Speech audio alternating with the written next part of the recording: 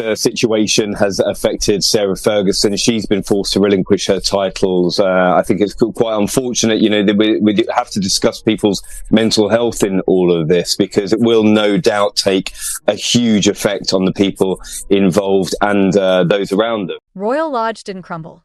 It rotted from the inside, and Andrew Mountbatten Windsor, the Duke of Denial, was the mold. Stick with me, because you're about to learn the airtight lease that boxed in the monarchy, the obsession-driven rules that turned staff into ghosts, the exact playbook King Charles used to strip every last honor, why Sarah Ferguson became the final firewall, and how losing Royal Lodge fractures the House of York for good. Behind the manicured hedges of Windsor Great Park, Royal Lodge sold a lie: perfection on the lawn, pressure in the halls. For years, the estate looked untouchable: Queen Mother legacy, sweeping drive, portraits and chandeliers polished to a royal shine. But step past the ivy and the truth snaps into focus. This wasn't a family home. It was a command post where silence was policy and fear was housekeeping. Staff learned the choreography by heart. Curtains hung to a precise angle, trays squared to the edge of a table, footsteps measured like a metronome. One mistake and the room temperature dropped 10 degrees. That wasn't formality. That was control. The origin of this unease begins with a deal that still makes taxpayers grind their teeth. In 2003, Andrew secured a 75-year lease on Royal Lodge, a once-in-a-lifetime arrangement that read like a fantasy: pay a lump sum, pour millions into renovations, then live there for decades for a peppercorn rent that sounded more like a punchline than a payment. For years, the arrangement stayed buried in the palace's paperwork vault, quietly legal and publicly invisible. But when Andrew's reputation buckled under the weight of association and allegation, the lease rose from the archives like a ghost.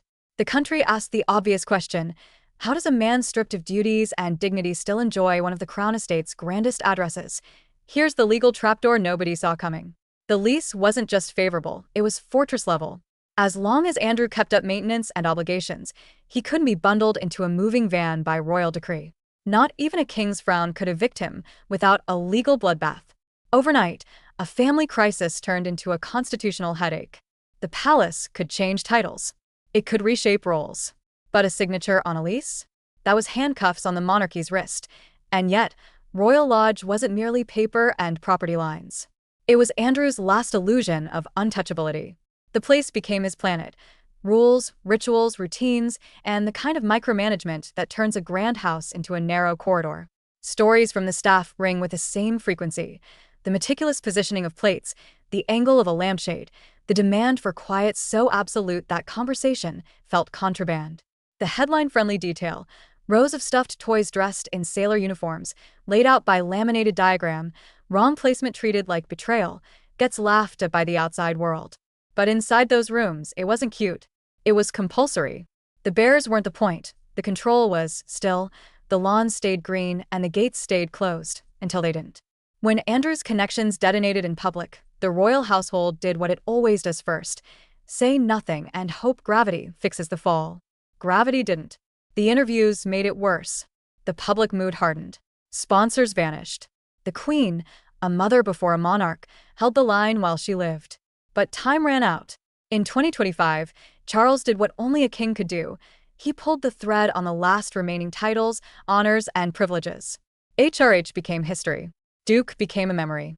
Andrew Mountbatten Windsor stood where a prince once stood, and for the first time, the name felt heavier than the crown ever did. Stripping titles is easy to announce and hard to live with, because the badge on the door still read Royal Lodge, and the lease still said no.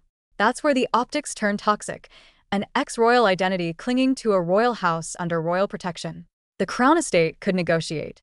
The palace could pressure. But without a breach, the legal teeth were blunt. And Andrew knew it. He dug in. Royal Lodge became a bunker, and every headline about eviction or downsizing felt like a siege that wouldn't end. Through all of it, one person kept the interior from total collapse: Sarah Ferguson. Early in her time at the lodge, staff remember laughter in the kitchen, a human break in a rigid schedule. Over the years, the warmth became weather: sun one moment, storm the next. Yet when the pressure spiked, she was often the only voice that cut through Andrew's temper. After divorce, they never untied the knot of daily life. Same roof, same rhythms. A partnership without a crown but with a mortgage of memory. She sold her own place expecting Royal Lodge to be forever. Forever turned out to have an expiry date. The day the titles died, the reality shifted. What looked immovable started to wobble. The fault lines reached the next generation. Princess Beatrice and Princess Eugenie learned the oldest lesson in modern monarchy: blood is not a warranty. Distance became their defense. New countries, new circles, new silences. Not a rejection of family, but a recalibration of survival. They watched their childhood home morph from a sanctuary into a storyline and chose privacy over proximity.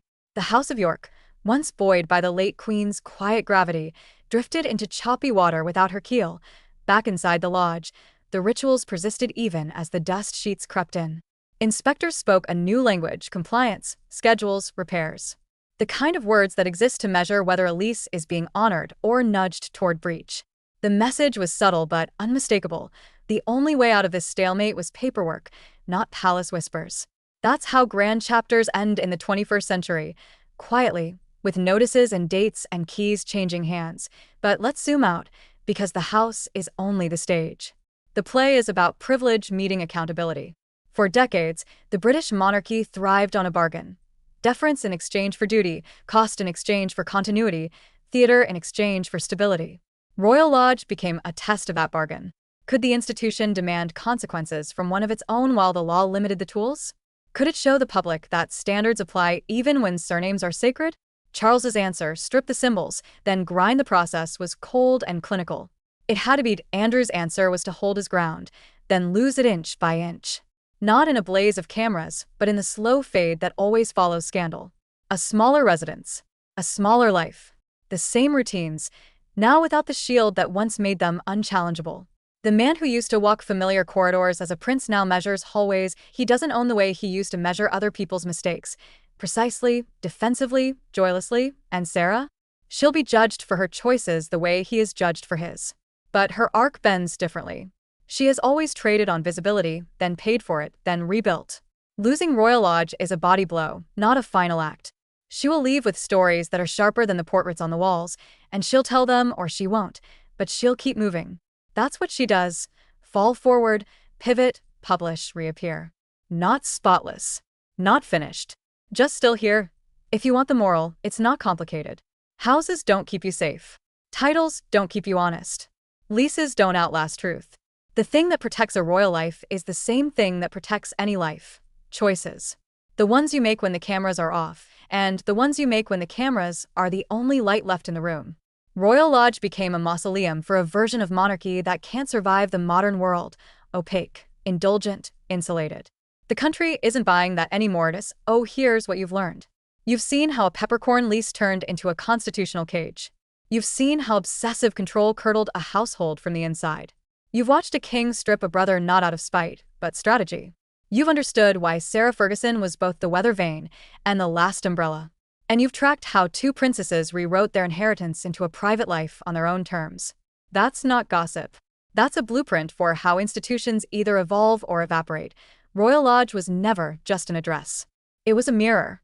It reflected a prince who mistook proximity to power for permission to ignore reality. It reflected a palace learning, painfully, that precedent without principle is a liability. And it reflected a public that now demands receipts, not rituals.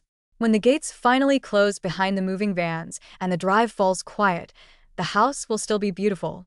But beauty without integrity is decoration. And the monarchy knows it can't afford decoration anymore.